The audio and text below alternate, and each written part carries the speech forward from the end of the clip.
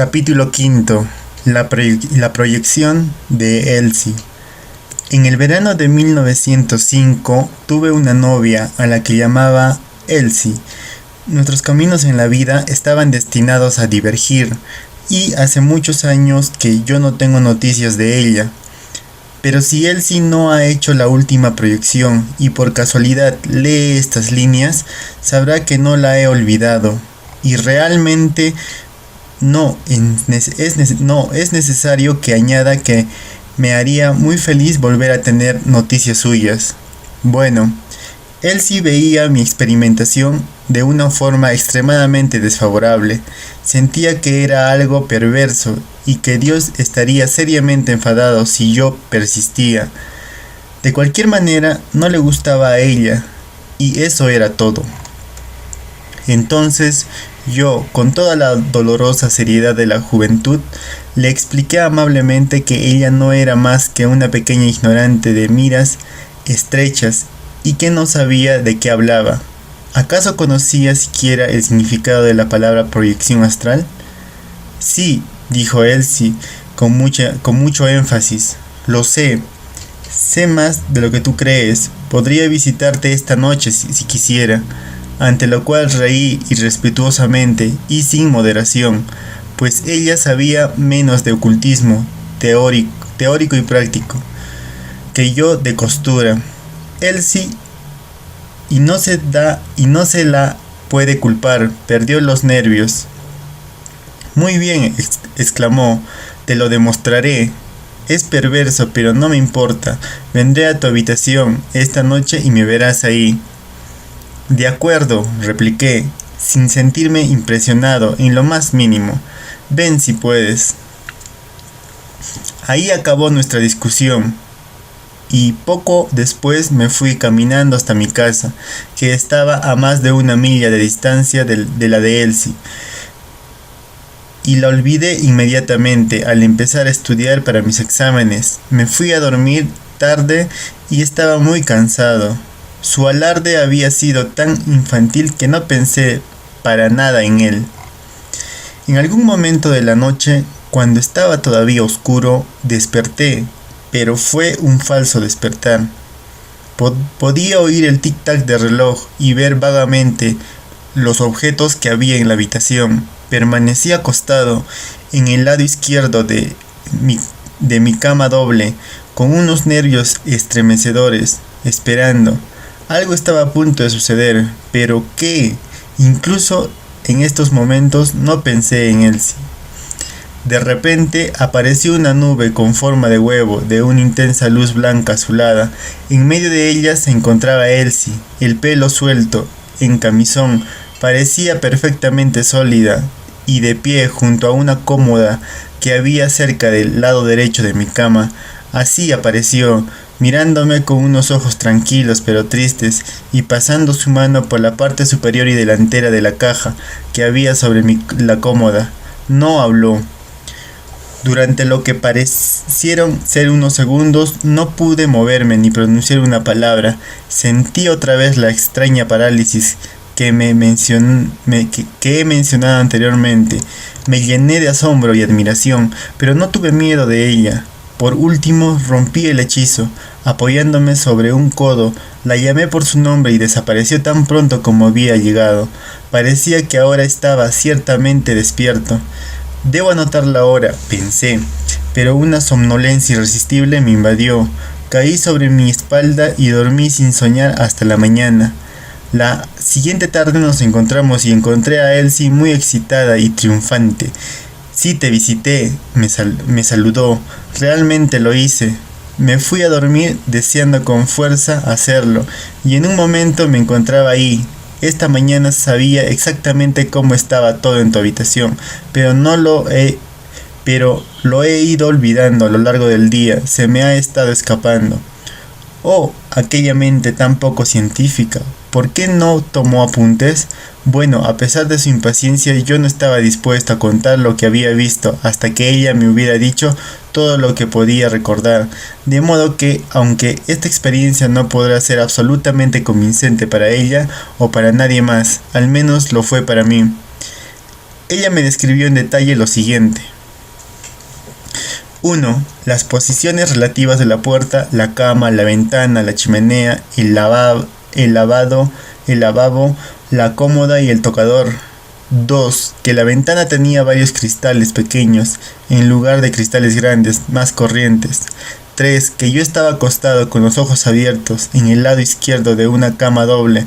Nunca le había contado que era doble, y que parecía deslumbrado. 4. Un anticuado cojín para alfileres, un objeto poco habitual en la habitación de un hombre. 5. Una caja negra japonesa con unas figuras rojas en relieve. 6. Una caja sobre la cómoda, forrada en cuero, con el interior recubierto en dorado, con una chapa hundida en la parte superior para que entre el asa. Describió cómo pasaban los dedos por encima del cordoncillo que sobresalía en la parte delantera de esa caja. Te equivocas en una sola cosa, le dije más tarde. Lo que tú creíste que era un cordoncillo era una línea dorada del cuero. No hay ningún cordoncillo que sobresalga por ninguna parte. Sí lo hay, afirmó Elsie. Te digo que lo sentí. Pero mi niña querida, protesté. ¿No crees que yo conozco mi propia caja? Me da igual, replicó. Cuando vayas a casa mírala y encontrarás un cordoncillo dorado en la parte delantera. Hice lo que me aconsejó. La caja estaba colocada mirando a la pared y la bisagra que yo había olvidado. Formaba un cordón continuo que sobresalía tal como ella lo había descrito. Dada su posición, ella había confundido naturalmente la parte posterior de la caja con la parte delantera. Aunque estaba eufórica con su triunfo, ella continuaba manteniendo que estos experimentos eran perversos y nunca pude persuadirla de que volviera a aparecer ante mí una vez más. Estoy convencido de que Elsie, en carne y hueso, jamás había visto mi habitación, pues como nunca había visitado mi casa, no podía haber echado un vistazo sin mi conocimiento, no podía haber obtenido una descripción de ningún amigo común. Estoy también bastante seguro de que yo no le había contado que tenía un cojín de alfileres, una caja japonesa y una caja de cuero. Quizás deba mencionar aquí que un relato de esta proyección fue publicado anónimamente en el Late Taylor de julio de 1914. La afirmación de Elsie de que mis ojos estaban abiertos plantea una interesante pregunta. ¿Estaban realmente abiertos o solo se lo parecieron? Mis ojos físicos permanecían ciertamente cerrados durante mis experiencias catalépticas, ya que entonces estaba ciego, a no ser por la luz que penetraba a través de mis párpados. En los otros acontecimientos de trance que he descrito me parecía que mis ojos estaban abiertos, pero por razones que explicaré más adelante, ahora creo que mis ojos físicos seguían cerrados. De hecho, se abrieron en el momento en que se rompió el trance, de manera que me encontré mirando a la oscuridad. Probablemente Elsie vio los ojos abiertos de mi equivalente astral, o quizás etérico. Nunca he dejado de estarle agradecido a mi querida Elsie por haber sido perversa, aunque fuese solo por una vez. La verdad sea dicha. Aunque algunos de mis amigos fueron comprensivos, el mundo se negó a dejarse impresionar por mi gran descubrimiento y a tomarlo en serio. Cuando intenté publicarlo, un editor llegó a insinuar de un modo educado desagradable que quizás estaba yo un poco loco. Por ende, en los años que vinieron a continuación, tuve mis periodos de reacción y de total escepticismo. Después de todo, ¿había algo en mi investigación? ¿No podrían ser mis aventuras fuera del cuerpo puramente subjetivas, mera imaginación o sueños? Pero siempre me acordaba de la proyección de Elsie. Recuperaba el ánimo. Yo había descubierto algo de gran importancia, pero el momento aún no estaba maduro para dárselo al mundo. Yo sabía, y de hecho todavía lo sé, que Elsie estuvo en mi habitación aquella noche en su espíritu, a pesar de que su cuerpo no se encontraba en su cama a millas de distancia. Él sí tenía un alma o un espíritu, y eso significaba que yo también tenía una. Y si yo tenía realmente un alma, bueno, entonces mi alma no estaba en mi cuerpo cuando yo me encontraba encerrado fuera, en la playa. Y si el alma podía abandonar el cuerpo mientras éste aún vivía, ¿no existían razones de más para suponer que el hombre poseía un espíritu inmortal? Quizás no era posible obtener pruebas fehacientes, pero esto hacía que todo este asunto fuese mucho más probable. Si debo continuar. Oh, triplemente bendita Elsie, nunca supiste cuánto hiciste por mí aquella noche. En ese mismo verano de 1905, de una forma totalmente inconsciente, le di a Elsie un susto bastante desagradable. Ella despertó en una radiante mañana para encontrarme de pie, completamente vestido, pero sin sombrero, junto a su cama. Yo parecí tan sólido y real que ella no dudó en ningún momento que yo estuviese ahí en carne y hueso. Ella dormía con la ventana abierta y de par en par, y creyó que yo estaba emulando a Romeo y que había escogido un momento singularmente inapropiado. Ella podía oír a su hermano silbando alegremente en la habitación colindante y a su madre subiendo las escaleras hacia la suya para ver si ya se había levantado, como de costumbre. La pobre Elsie estaba en un estado terrible. Quería advertirme desesperadamente que estaban a punto de descubrirme, pero parecía estar paralizada y no podía moverse ni hablar. Yo me limité a permanecer ahí, sólido e impasible, muy serio y silencioso. Entonces, cuando el tirador de la puerta se giró, desaparecí y su madre entró. Entonces, seguro de que Elsie me ofreció un relato veraz de cómo le parecieron las cosas, pero ella se encontraba claramente en un estado de trance. Verifiqué que yo hubiera estado durmiendo a esa hora, pero yo no tenía ningún recuerdo del suceso. En ocasiones, después de un falso despertar, tenía la experiencia bastante aterradora de sentir una mano aparentemente sólida que me tocaba o me agarraba. Mientras yacía en la oscuridad, estaba convencido de la posición de mis manos. Se encontraban debajo de las sábanas, y sin embargo una tercera mano me presionaba la frente. En una ocasión me rodearon unos brazos que parecían de acero y me apretaron hasta dejarme casi sin aliento. Finalmente conseguí gritar, y mientras el trance se rompía, vi una silueta de un blanco brumoso disolverse en la noche.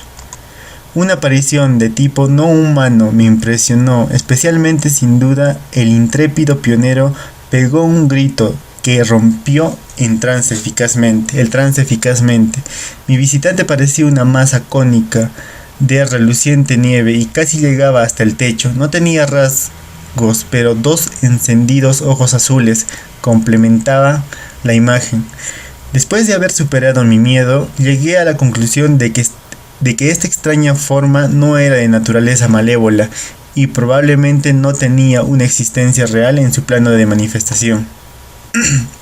Ahora pienso que permanecí al reino de los devas, pero el lector es bienvenido a considerarlo una mera ilusión experimentada en el estado de trance. También oí, cuando me encontraba en este estado, además de los sonidos físicos, sonidos de chisporroteo que sugerían un fenómeno eléctrico, ruidos de estruendo y de rum rum, como de máquinas gigantescas, un peculiar chasquido que recordaba a las correas de transmisión que se utilizaban para transmitir energía en un taller, sonidos como el surgir de un mar furioso y de unos fuertes vientos, y a veces voces que llamaban. Algunos de estos sonidos pueden haber sido causados por variaciones de la presión de la sangre, pero no creo que todos ellos puedan explicarse de este modo. Al final de mis días de universidad, los resultados de mi investigación pueden resumirse de la siguiente manera. 1. El sueño del conocimiento y los peculiares poderes existentes ahí. 2. Conciencia dual. 3. El dolor como advertencia. 4. El estado cataléptico. 5. El falso despertar. 6. El estado de trance y las apariciones, sonidos y otros fenómenos asociados ahí. De manera que adiós a Forest Bright y a aquella casa cercana a la muralla romana. Southampton ha cambiado y ahora está casi irreconocible. La costa oeste se ha convertido en una extensión de fábricas y enormes muelles, pero la vieja Torre Gris permanece como un centinela gastado por el tiempo, junto a los Forty Steps, mientras en la distancia la poderosa silueta carbosa de King Mary pasa lentamente. Solo en la pantalla de los archivos eternos continuarán reluciendo las aguas de la bahía de Bethesda bajo el sol. Y ahí un joven sentimental, encerrado fuera de su sueño, todavía pasea junto a ellas.